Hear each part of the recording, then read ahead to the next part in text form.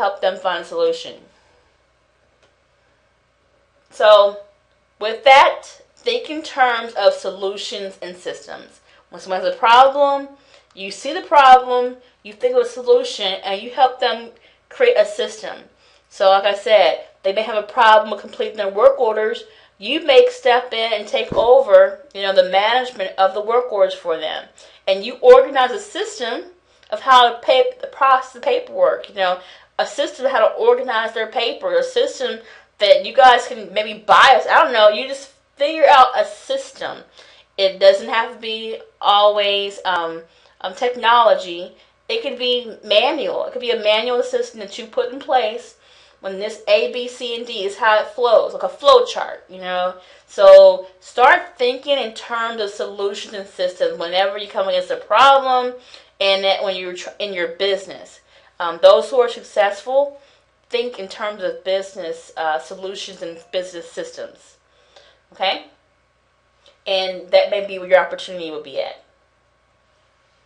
All right, now, the next thing I want to go over is how to bid on trash outs. And I'm going to try my best to make sure I explain this. And if I don't, if you have questions still, definitely just put them down in the box below. Okay? So one thing you need to make sure you have is the HUD cost schedules. You need to understand how to calculate debris, how to estimate debris. And you always estimate it in cubic yards because it's always length by width by height. So it's always going to be a volume, so it's cubic yards. And then you want to call around, either or go on Google and Google it, get a quote for the roll-off and how much it'll cost to get to your area, how much it'll cost to pick it up, how long you can keep it for that price. So get a really good exhaustive quote for a roll-off if you've never ordered one before. And let me preface, you only bid on something if it's above the allowable, okay? So for trash outs, the allowable is 12 cubic yards per HUD standards, okay? 12 cubic yards. If it's above 12, then you have to bid, okay? You have to bid on it. And this is the way this is the way that I do it. Some of you may do it differently, but this is how I calculate my trash outs.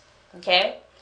Then you want to also make sure you determine how much labor you will need to complete that job on time.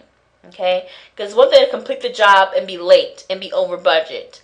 But you want to make sure you complete it on time and under time if possible. Okay?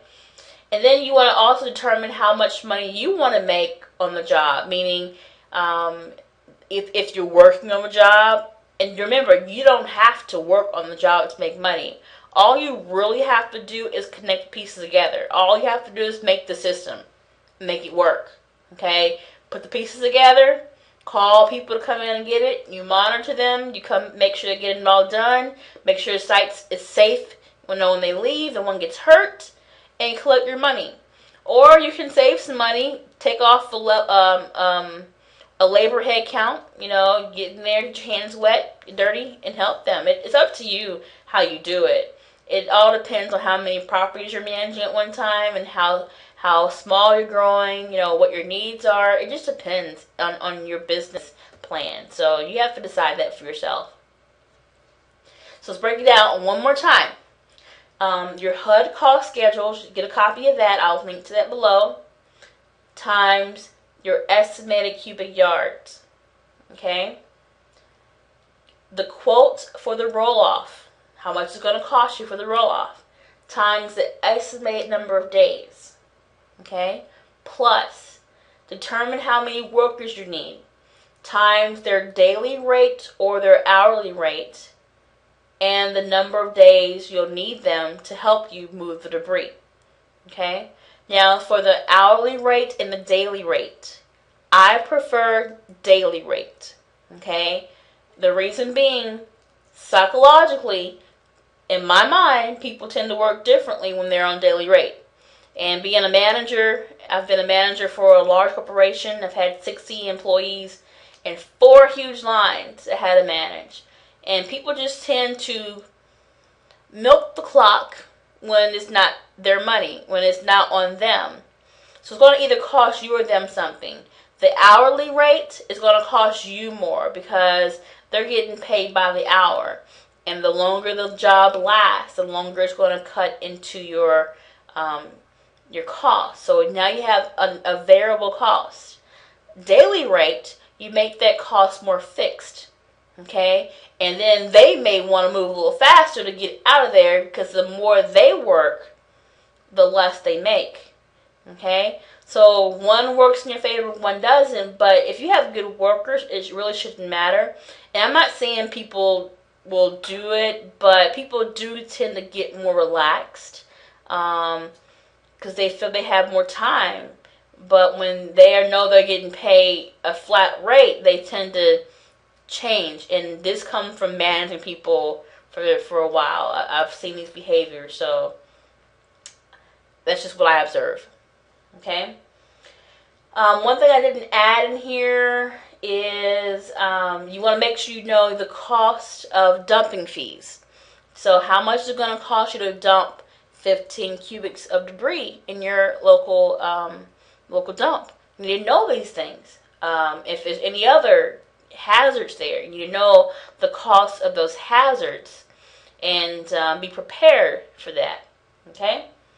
And normally, and really, I should really say, now I think about it, when you pay for a roll-off, they tend to, it's already included in there. So you really don't have to worry about it. With a roll-off, all those fees should be included in the roll-off cost, but you never know. Just be careful. You never know. Okay? So you add lines 1, 2, and 3 together. Okay? And then you add how much you want to make, like I said. It can be a percent of the total, or it could be a dollar amount. Okay?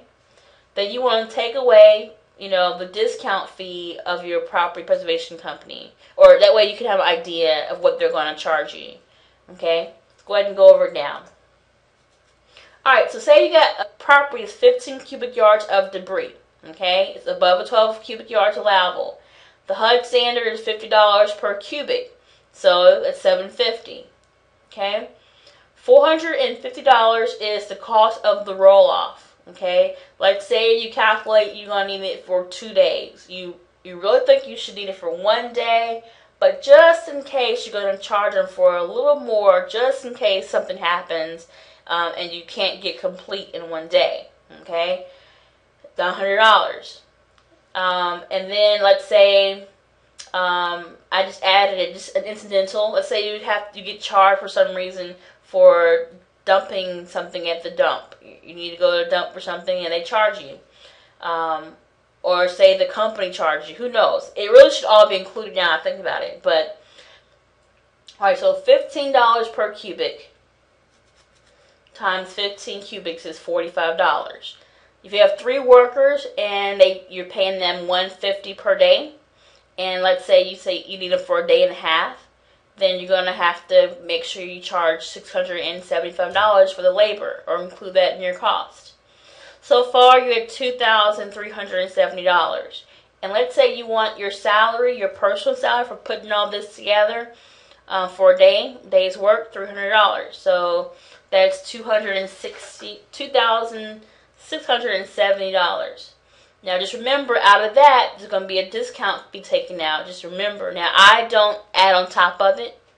I just keep in mind that I'm going to lose 15%.